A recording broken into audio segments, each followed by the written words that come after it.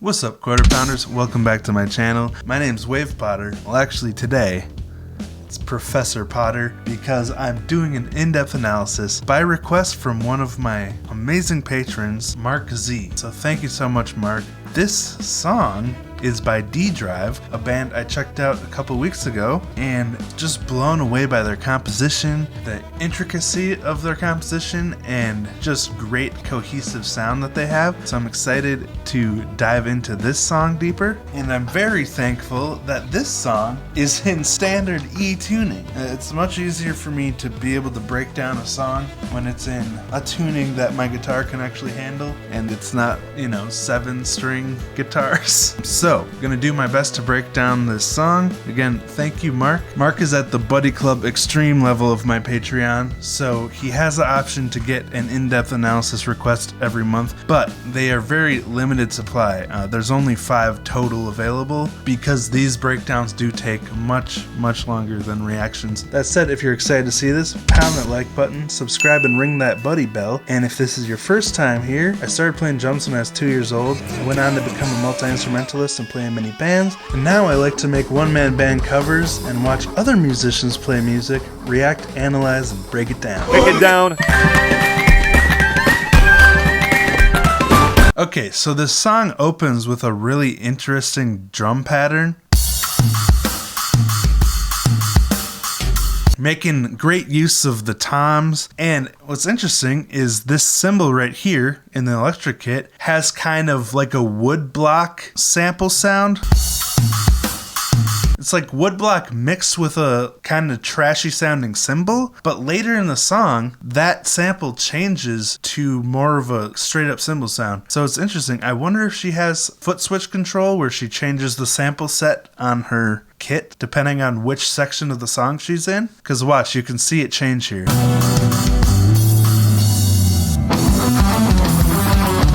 See, now it's like a ride sample, so that's really interesting. The guitars come in with these cool chords that ring out while the bass kind of solos on the scale underneath. So this guitarist is doing an interesting chord structure. So it's an E minor with just the E, the minor third, and the fifth. Then it goes down to a D major, but the chord structure again is really interesting. It's not what you would normally see for a D major, like a basic D major, but she's playing it with the root note D on the E string, the major third, and the fifth, and then moves that down again 2 frets,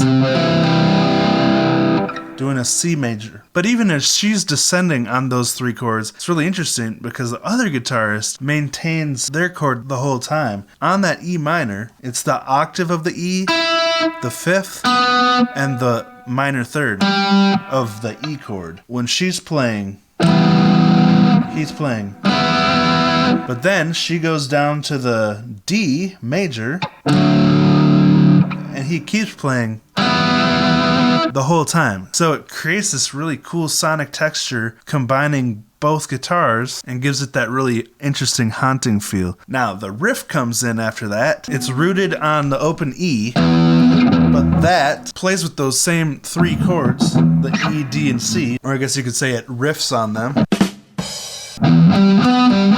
It goes down to the D major riff, down to the C major. So it's kind of another interesting variation on what they did, because one guitarist was playing those 3 chords descending, the other guitarist was staying on the E. Now this riff always starts on the E, but then it goes to those other chords. Down to the D major, then E again, but C major, walking from the C major back up to the D major, lead in, E. Just a really cool riff that helps lead into each new chord.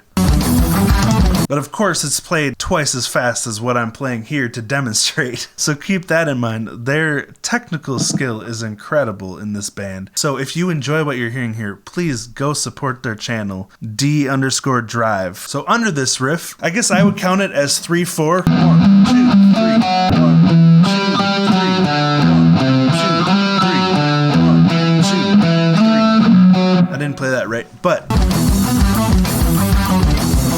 cool double kick bursts with the cymbals here. Based on how that riff goes, it kind of sounds like you could count it as 6/8, 1, 2, 3, 4, 5, 6, 1, 2, 3, 4, 5, 6. It almost sounds like it's a 5/4 and then goes to a 7/4, because 5/4 and 7/4 still equal 12, like you would get from 2 6/8. So count along here, like 1, 2, 3, 4, 5, 6, 1, 2, 3, 4, 5, 6, or 1, 2, 3, 4, 5, 1, 2, 3, 4, 5, 6, 7, because of where the accents land.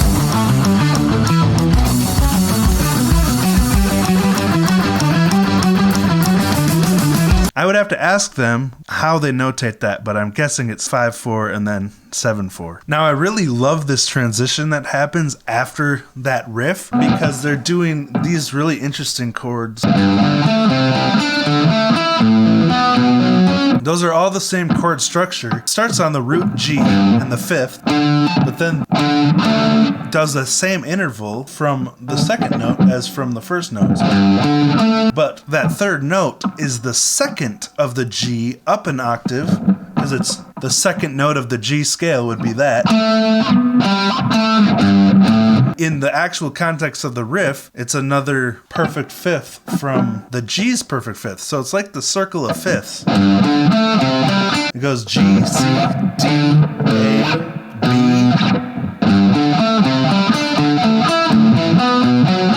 Now, these riffs are too complex for me to break down every single one because, you know, this band is incredibly talented, far beyond my capabilities, but I really appreciate the composition because it's so interesting, and I love the way those perfect fifths sound together.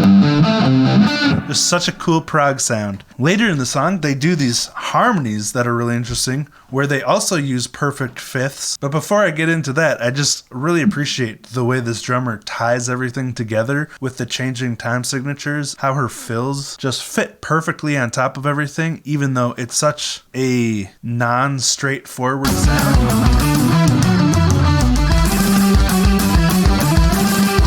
Love those double kick sextuplet bursts she does.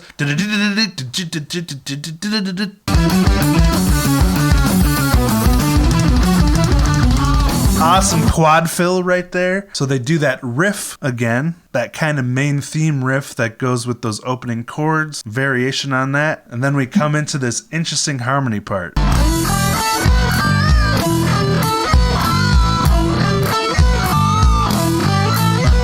So thank goodness for slow motion, because I was able to figure this out. And thanks to this other camera angle that you sent me, Mark. It was very helpful in figuring out the guitars in this song. Let's see if I can do the pinch harmonics.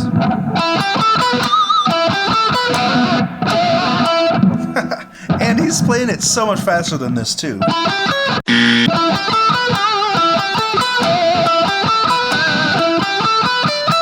And she's playing.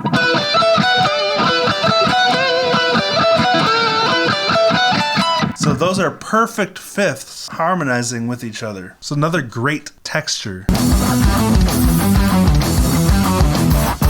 In the middle of that riff, they do this hi-hat choke section. Just a great way to break up the riff. Now the end of that harmony riff, the drums stop and they keep walking it up and flow into a guitar solo.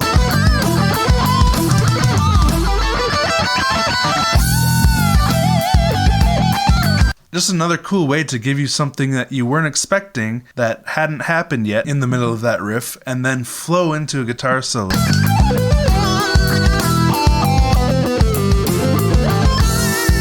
Just uses really cool intervals in this solo too. Because the thing with guitar solos and what makes them interesting, of course, is not definable. No one can really say mathematically or scientifically what makes a guitar solo interesting or what touches the heart. But people can have their own styles and sounds based on how they use each scale. Because there's only 12 notes. The scales are all different combinations of those notes. But 12 notes, that's not very many notes when you think of the millions of guitarists there are. So what really defines a guitarist is how they space out their intervals and the rhythms and the way that they articulate those notes, because that's what really sets guitarists apart. So when I talk about cool intervals, the way they jump around between the notes, the orders they put them in, the way they articulate them, because you can make so many different sounds with the same note. Let me just give some examples. What I mean by articulation. Let's take this D. So right there, that was vibrato, but you can do a slide down into it, slide up into it, a bend down, or a bend up. There's just so many different ways. You can do staccato with mute. You can do palm muted. You can do a harmonic, pinch harmonic. There's probably a lot of other ways to articulate a note that I can't do. But both of these guitarists have such a pleasing way of articulating their notes that, for me, it makes it really fun and interesting to listen to.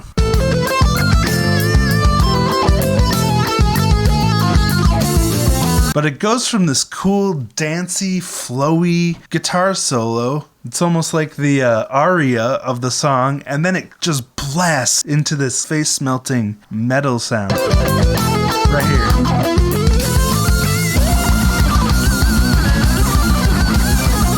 Starts doing sweep picking, crazy metal guitar.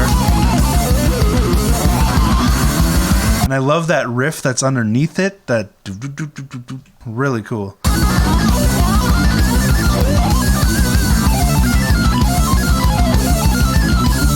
This guy is just an absolutely phenomenal guitar player. Now, about halfway through the song, there's a pretty crazy change up.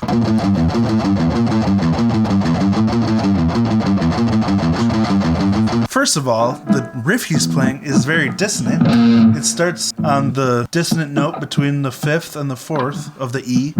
But he's changing between 4/4 and 5/4 in this part, if I'm counting correctly. 1, 2, 3, 4, 1, 2, 3, 4, 5. 1, 2, 3, 4, 1, 2, 3, 4, 5. I hope that sounded close to what he's playing, but really cool change up. And here again is a perfect example of the guitarist using her own style here to create these intervals that sound really interesting. Listen to these note choices.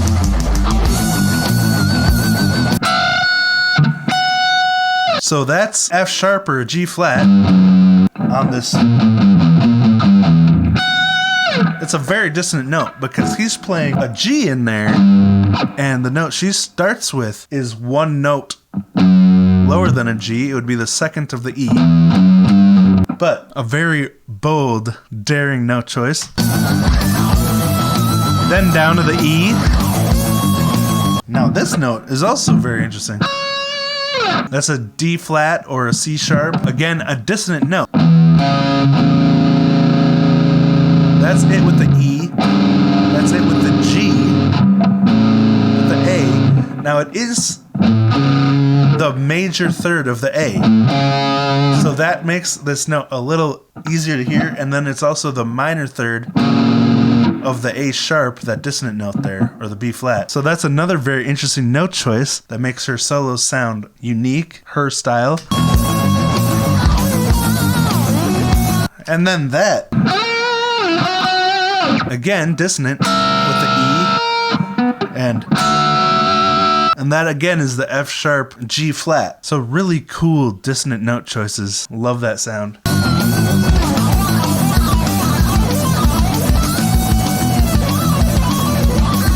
And another great display of technical prowess. Both very incredible guitarists.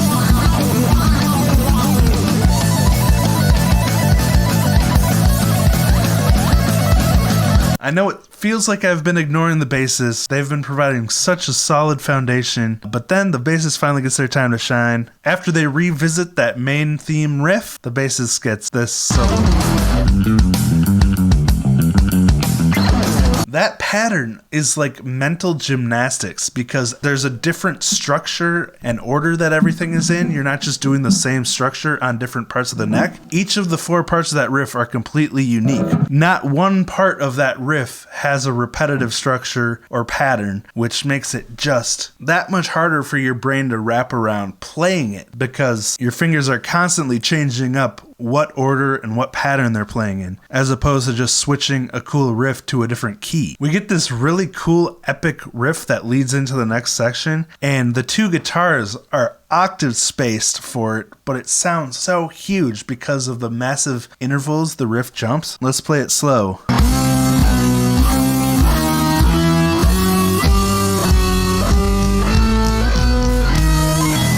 I love that. I gotta figure out that scale.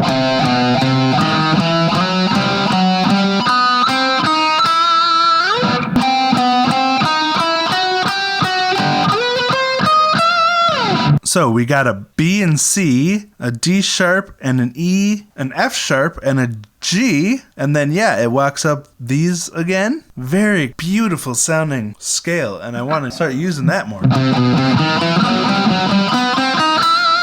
So cinematic and epic. E harmonic minor. And then the drummer has this really sick fill at the end of that just ties it all together.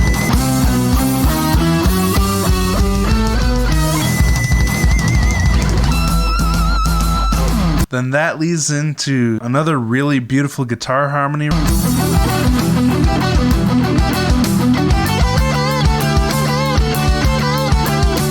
As far as I can tell, he's playing. And she's playing. So it starts with the E minor harmony. Then he does such a huge interval jump. He jumps up to the fifth, and she, I believe, does the same note there. He does a major harmony and then a minor harmony. It's cool how they changed, because that last guitar harmony, it was all perfect fifths. This time, it's minor and major thirds, so that's really cool.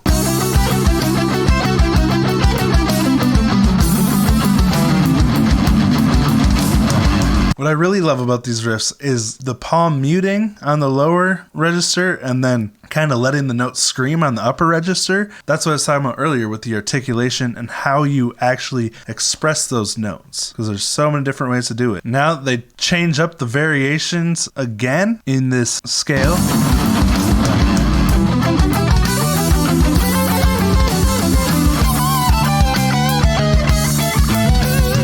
So sonically pleasing because it's so in sync, even though it's so complex. You can tell they're both very well practiced. Whoever composed this is a musical genius, but they all are for just being able to learn this, be so locked on, especially the two guitar harmonies, because this is really complex stuff. So many different patterns to remember because it's constant variation.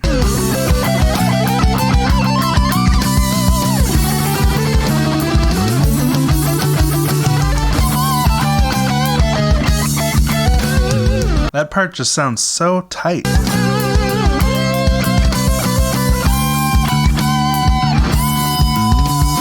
I've talked about before how hard it is for two guitars to sound that tight when they're playing that many notes together at the same time, because you got to be perfectly locked into rhythm or else it sounds like a mess. But the ending is super epic because it revisits what I would consider the main theme riff, and then it does that awesome E harmonic minor ascending epic riff as its ending.